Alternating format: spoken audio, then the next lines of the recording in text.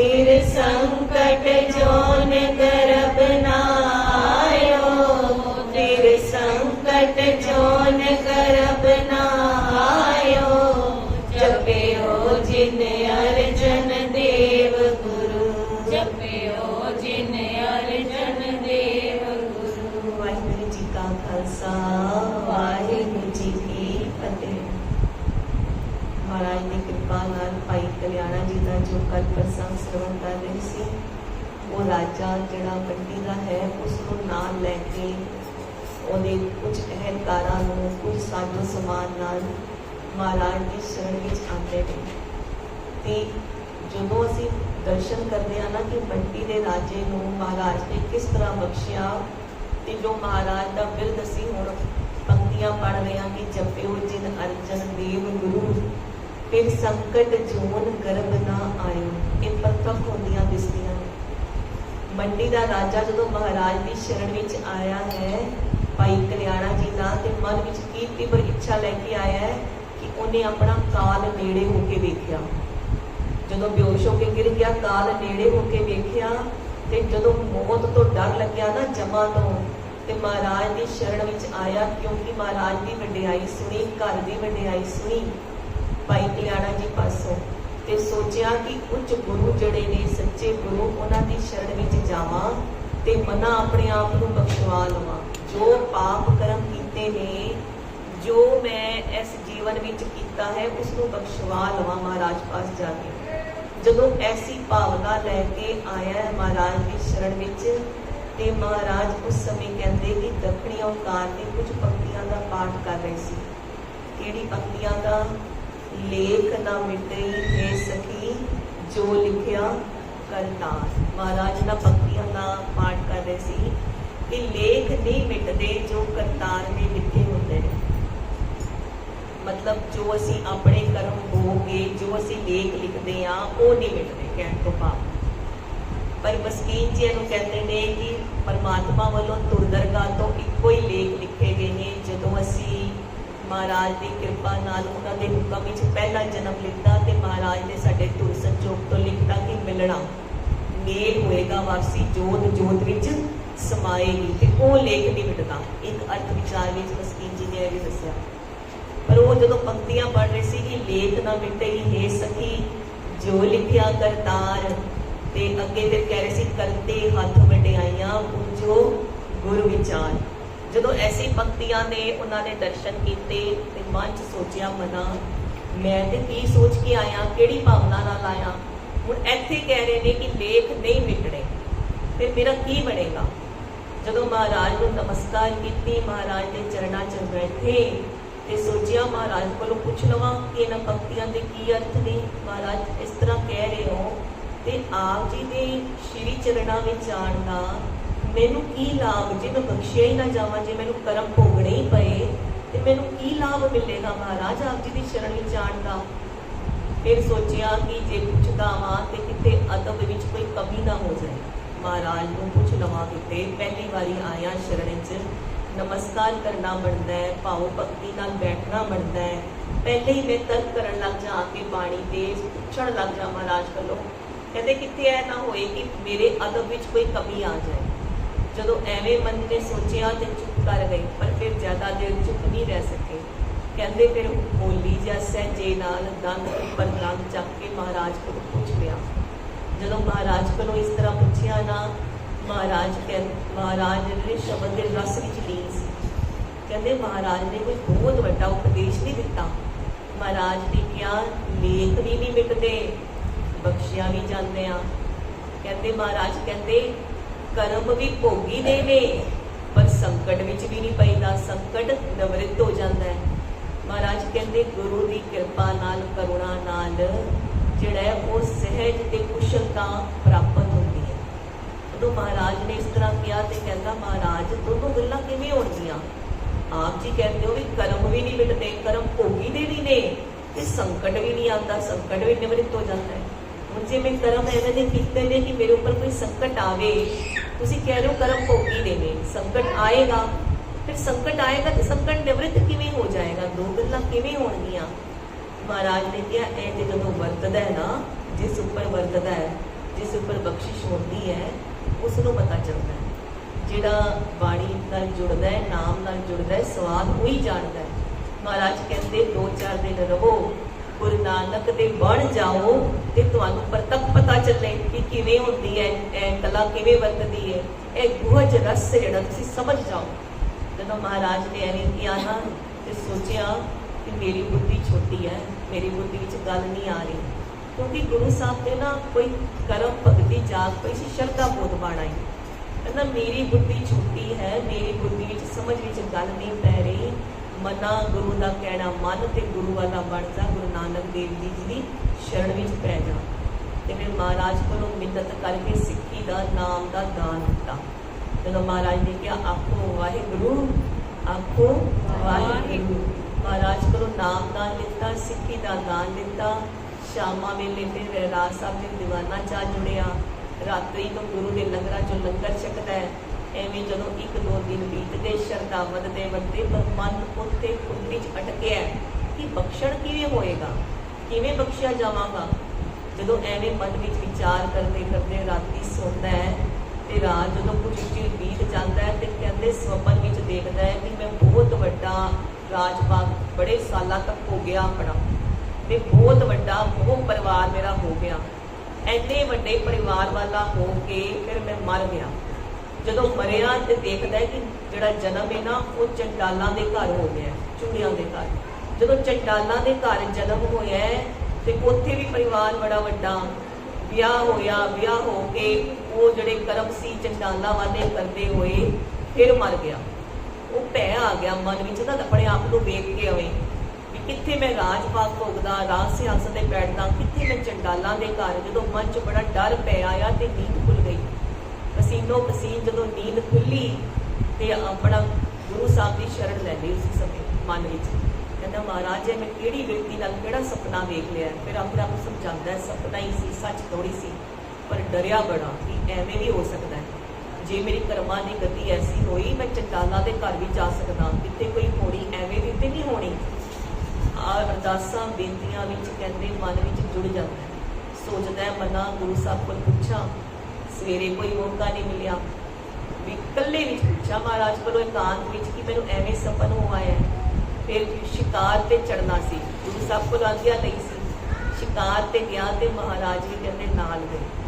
शिकार ते गया दौड़दा दौड़दा एक हिरन दे मगर जिहड़ा ना जत्थे तो अलग हो गया, कल्ला वो राजा मंडी का जिहड़ा है वो हिरन दे पिछे चलदा तो कल्ला रह गया, थक गया तो एक रुख की छां थल्ले बह गया।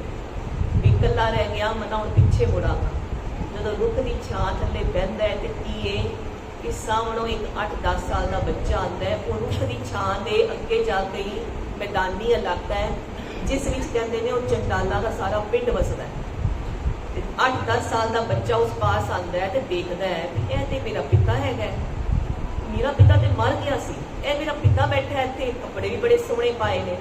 कहते अपनी मां नूं बुला लियाता है, माता जाके वेख, असी कहने बापू मर गया, बापू तो पेड़ थले बैठा बड़े वधिया कपड़े पा के, कोल घोड़ा भी जेवर भी पाए, बड़ा मलूक बन के बैठा है, असी इत्थे भुखे बैठे हाँ।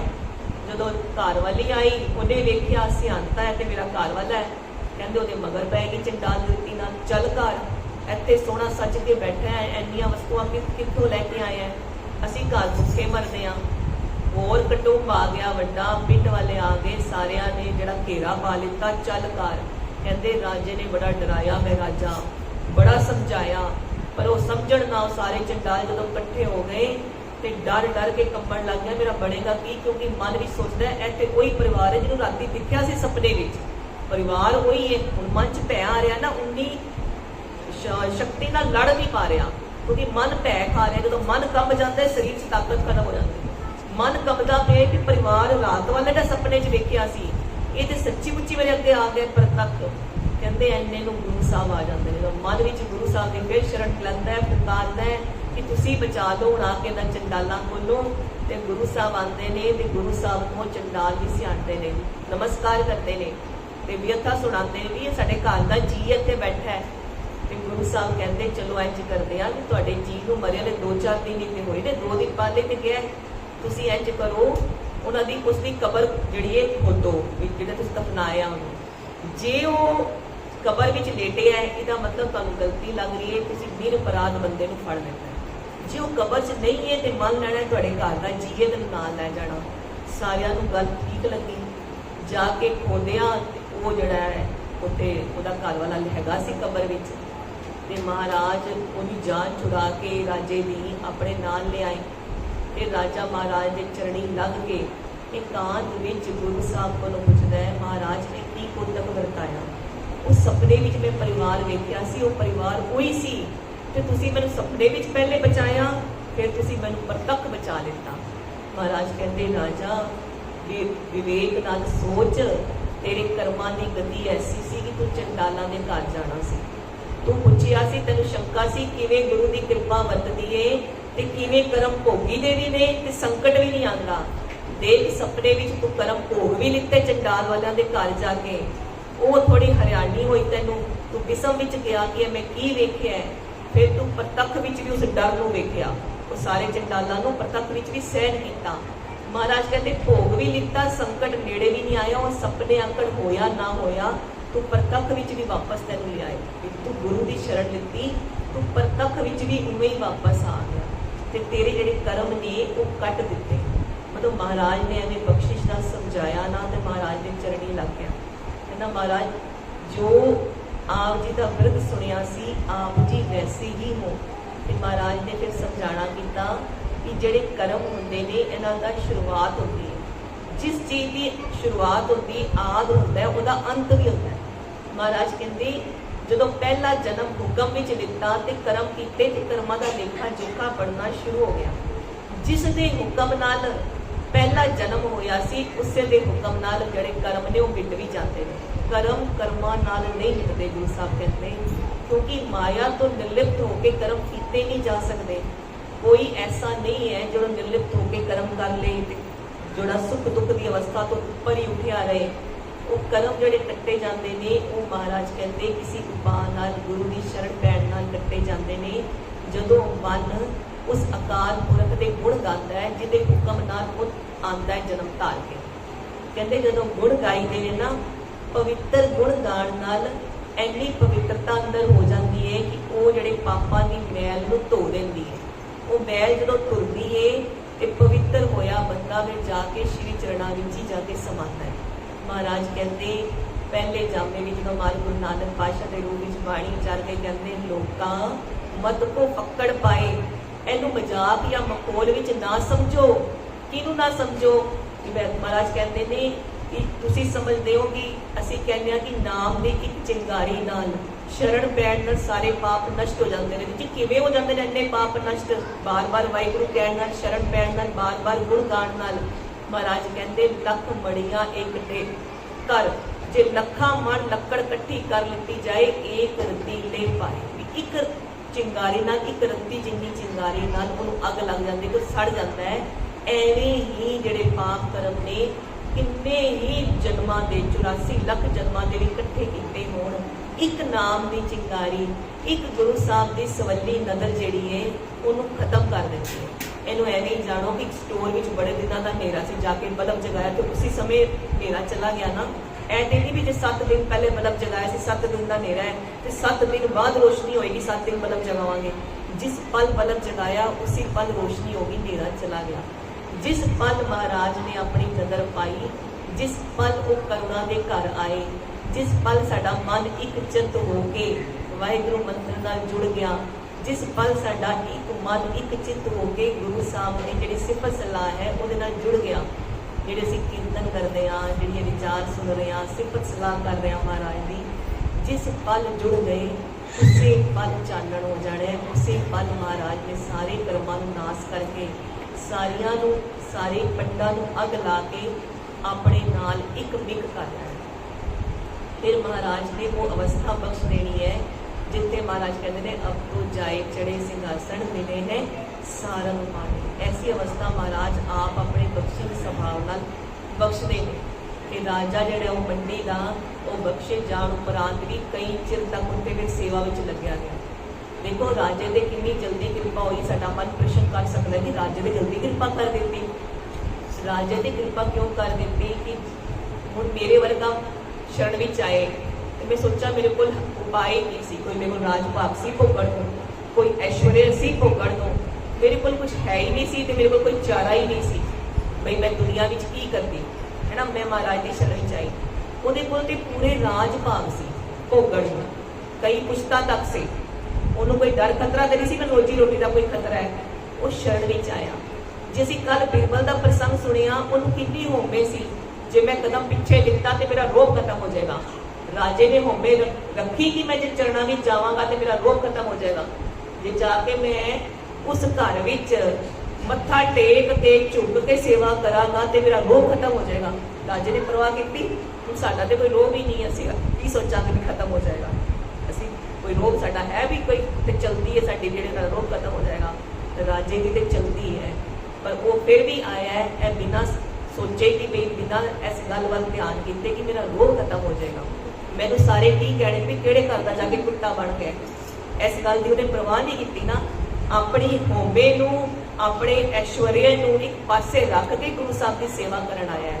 ਤੇ ਫਿਰ ਬਖਸ਼ਿਆ ਤੇ ਜਾਏਗਾ ਨਾ। ਜਿੰਨੀ ਅਸੀਂ ਤਿਆਗ ਕਰਕੇ ਆਵਾਂਗੇ, ਜਿੰਨਾ ਇੱਕ ਮਨ ਇੱਕ ਚਿੱਤ ਹੋ ਕੇ ਆਵਾਂਗੇ, ਫਿਰ ਉਹਨੇ ਕਾਲ ਨੇੜੇ ਹੋ ਕੇ ਵੇਖਿਆ ਸੀ ਤੇ ਡਰ ਗਿਆ ਸੀ। ਜਿੰਨਾ ਡਰਾਂਗੇ, ਜਿੰਨੀ ਇਕਾਗਰ ਚਿੱਤ ਹੋ ਕੇ ਜਿਹੜੀ ਅਰਦਾਸ ਰਜੋਈ ਕਰਾਂਗੇ, ਉਨੀ ਜਲਦੀ ਮਹਾਰਾਜ ਦੇ ਕੋਲ ਪਹੁੰਚਾਂਗੇ। ਇਹ ਸਾਰੀਆਂ ਗੱਲਾਂ ਜਦੋਂ ਮਿਲ ਗਈਆਂ ਨਾ ਤੇ ਰਾਜੇ ਦਾ ਉਧਾਰ ਜਿਹੜਾ ਉਹ ਜਲਦੀ ਹੋਇਆ। ਮਹਾਰਾਜ ਜਦੋਂ ਉਹ ਸਾਰੀਆਂ ਕਰਾ ਰਹੇ ਨੇ ਸਰੋਵਰ ਸਾਹਿਬ ਦੀਆਂ, ਤੇ ਕਿੰਨੇ ਗੁਰਸਿੱਖਾਂ ਨੇ ਜਿਹੜੇ ਬ੍ਰਹਮ ਗਿਆਨ ਦੀ ਅਵਸਥਾ ਨੂੰ ਪ੍ਰਾਪਤ ਸੀ, ਉਹਨਾਂ ਨੇ ਵੀ ਉਸ ਸਾਰਿਆਂ ਦੀ ਸੇਵਾ ਕੀਤੀ।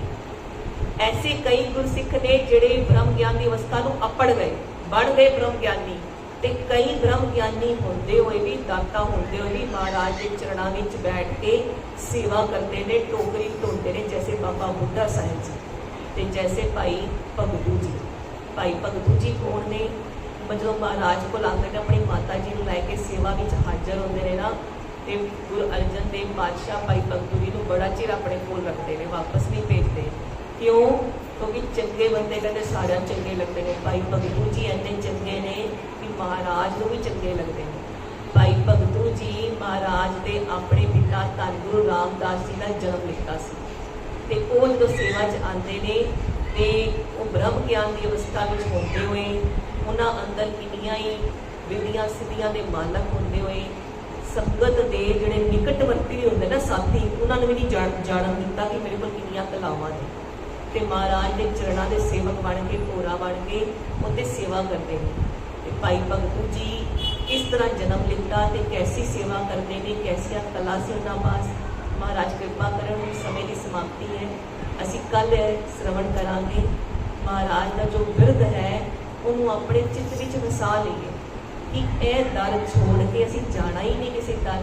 ਕਿਉਂ? ਕਿਉਂਕਿ ਜਿਸ ਘਰ ਵਿੱਚ ਬਖਸ਼ੇ ਜਾਂਦੇ ਆ, ਜਿਸ ਘਰ ਵਿੱਚ ਸਾਰੀਆਂ ਰਹਿਮਤਾਂ ਦੇ ਖਜ਼ਾਨੇ ਨੇ, ਜਦੋਂ ਮਹਾਰਾਜ ਨੇ ਕਾਰ ਸੇਵਾ ਕੀਤੀ ਨਾ, ਚਲਾਈ, ਤੇ ਜਿਵੇਂ ਕਹਿੰਦੇ ਨੇ ਕੁੰਭ ਲਗਾਤਾ, ਕੁੰਭ ਦਾ ਮੇਲਾ ਲੱਗ ਗਿਆ। ਉਸ ਕੁੰਭ ਦੇ ਮੇਲੇ ਵਿੱਚ ਨਾ ਖਾਲੀ ਲੰਗਰ ਪਾਣੀ ਮਿਲਦਾ ਜਿਹੜਾ ਆਏ, ਮਨ ਦੀ ਖੁਰਾਕ, ਤਨ ਦੀ ਖੁਰਾਕ, ਸ਼ੰਕੇ ਦੂਰ ਹੋਣਾ, ਨਾਮ ਦੀ ਖੁਰਾਕ, ਹਰ ਖੁਰਾਕ ਉੱਤੇ ਮਿਲਦੀ ਹੈ। ਐਸਾ ਮਹਾਰਾਜ ਨੇ ਕੁੰਭ ਲਗਾਇਆ। ਜੋ ਮਹਾਰਾਜ ਇੱਕ ਵਾਰੀ ਚੀਜ਼ ਲਗਾ ਦਿੰਦੇ ਨੇ ਕੁੰਭ, ਉਹ ਫਿਰ ਖਤਮ ਨਹੀਂ ਹੁੰਦਾ। ਉਹ ਅੱਜ ਵੀ ਲੱਗਿਆ ਹੋਇਆ। ਅੱਜ ਵੀ ਐਸੀਆਂ ਹੀ ਬਖਸ਼ਿਸ਼ਾਂ ਮਿਲਦੀਆਂ ਨੇ। ਐਸੀ ਗੁਰੂ ਦੀ ਸ਼ਰਨ ਵਿੱਚ ਪੈਣਾ ਚਾਹੀਦਾ ਹੈ ਜਿਹੜਾ ਬਖਸ਼ਣ ਯੋਗ ਹੋਵੇ, ਜਿਹੜਾ ਸਰਣ ਯੋਗ ਹੋਵੇ, ਜਿਹੜਾ ਸਰਣ ਨੂੰ ਆਏ ਦੇ ਰੱਖਣ ਦੇ ਸਮਰੱਥ ਹੋਏ, ਤੇ ਜਿਹੜਾ ਕਰਨ ਕਾਰਨ ਯੋਗ ਹੋਵੇ, ਵੀ ਜਿਹੜਾ ਕਰਦਾ ਵੀ ਹੈ ਤੇ ਕਾਰਨ ਵੀ ਬਣਦਾ ਹੈ। ਆਪ ਹੀ ਸਾਰੇ ਕੰਮ ਕਰਦਾ ਹੈ, ਆਪ ਹੀ ਕਾਰਨ ਬਣਦਾ ਹੈ ਕਰਮਾਂ ਦਾ। ਮਹਾਰਾਜ ਕਹਿੰਦੇ ਐਸੀ ਗੁਰੂ ਦੀ ਸ਼ਰਨ ਵਿੱਚ ਪਾਓ ਜਿਹੜਾ ਤੁਹਾਨੂੰ ਜਾ ਕੇ ਬਖਸ਼ਵਾ ਦੇ। ਜਿਸ ਕਾ ਕਿਹਾ ਦਰਗਾਹ ਚੱਲੇ, ਜਿੱਦਾਂ ਕਿ ਆ ਦਰਗਾਹ ਵਿੱਚ ਚੱਲਦਾ ਹੈ, ਕਿਉਂਕਿ ਦਰਗਾਹ 'ਚ ਮਾਲਕ ਵੀ ਆਪ ਹੈ, ਦਰਗਾਹ ਵਿੱਚ ਲੈ ਕੇ ਵੀ ਆਪ ਹੀ ਜਾਂਦਾ ਹੈ। ਮਹਾਰਾਜ ਕਿਰਪਾ ਕਰਨ, ਐਸੇ ਧੰਨ ਗੁਰੂ ਅਰਜਨ ਦੇਵ ਮਹਾਰਾਜ ਦੀ ਸਿਫਤ ਸਲਾਹ ਨਾਲ ਜੁੜੇ ਰਹੀਏ। ਉਹਨਾਂ ਦੀ ਚਰਨਾਂ ਦੀ ਪ੍ਰੀਤ ਮਿਲੇ, ਸਾਡੇ ਅੰਦਰ ਵਸ ਜਾਵੇ ਕਿ ਅਸੀਂ ਮਹਾਰਾਜ ਜੋ ਜਹਾਜ਼ ਤਿਆਰ ਕੀਤਾ ਹੈ ਸ਼੍ਰੀ ਹਰਿਮੰਦਰ ਸਾਹਿਬ, ਜੋ ਆਦਿ ਗੁਰੂ ਗ੍ਰੰਥ ਸਾਹਿਬ ਮਹਾਰਾਜ ਦੀ ਸੰਪਾਦਨਾ ਕੀਤੀ ਤੇ ਗੁਰੂ ਗ੍ਰੰਥ ਸਾਹਿਬ ਮਹਾਰਾਜ ਦੀ ਹਜ਼ੂਰ 'ਚ ਬੈਠੇ ਹਾਂ, ਇਸ ਜਹਾਜ਼ੇ ਚੜ੍ਹ ਕੇ ਅਸੀਂ ਸਾਰਿਆਂ ਨੇ ਪਾਰ ਹੋਣਾ ਹੈ। ਜਹਾਜ਼ ਵਿੱਚ ਚੜ੍ਹ ਜਾਣਾ ਹੈ। ਮਹਾਰਾਜ ਨੂੰ ਬੇਨਤੀਆਂ ਕਰਨੀਆਂ ਨੇ, ਮਹਾਰਾਜ ਬਾਂਹ ਪਕੜ ਕੇ ਸਾਨੂੰ ਆਪਣੇ ਜਹਾਜ਼ੇ ਚੜਾ ਲਓ, ਕਿਉਂਕਿ ਬਾਂਹ ਪਕੜ ਗੁਰ ਕਾਢਿਆ ਸੋਈ ਉਤਰਿਆ ਪਾਰ। ਉਹ ਪਾਰ ਉਹੀ ਹੁੰਦਾ ਹੈ ਜਿਹਨੂੰ ਮਹਾਰਾਜ ਬਾਹ ਪਕੜ ਕੇ ਕੱਢ ਲੈਣ। ਆਪਣੇ ਚ ਇੰਨੀ ਸਮਰੱਥਾ ਵੀ ਨਹੀਂ ਹੈ, ਅਸੀਂ ਜਿਹੜਾ ਗੁਰੂ ਸਾਹਮਣੇ ਜਾਤ ਤੇ ਚੜ ਗਏ ਨੇ। ਮਹਾਰਾਜ ਨੂੰ ਬੇਨਤੀਆਂ ਕਰਨੀਆਂ ਨੇ, ਜਪਿਓ ਜਿਨ ਅਰਜਨ ਦੇਵ ਗੁਰੂ, ਜਪਿਓ ਜਿਨ ਅਰਜਨ ਦੇਵ ਗੁਰੂ, ਫਿਰ ਸੰਕਟ ਜੋਨ ਕਰਮ ਨਾਇਓ। ਜਪਿਓ ਜਿਨ ਅਰਜਨ ਦੇਵ ਗੁਰੂ, ਜਪਿਓ ਜਿਨ ਅਰਜਨ ਦੇਵ ਗੁਰੂ, ਜਪਿਓ ਜਿਨ ਅਰਜਨ ਦੇਵ ਗੁਰੂ। ਜੂਲ ਤੇ ਨਿਸ਼ਾਨ ਰਹੇ पंथ महाराज के, सच ते दीवान रहे गुरु महाराज के। वाहिगुरु जी का खालसा, वाहिगुरु जी की फतेह।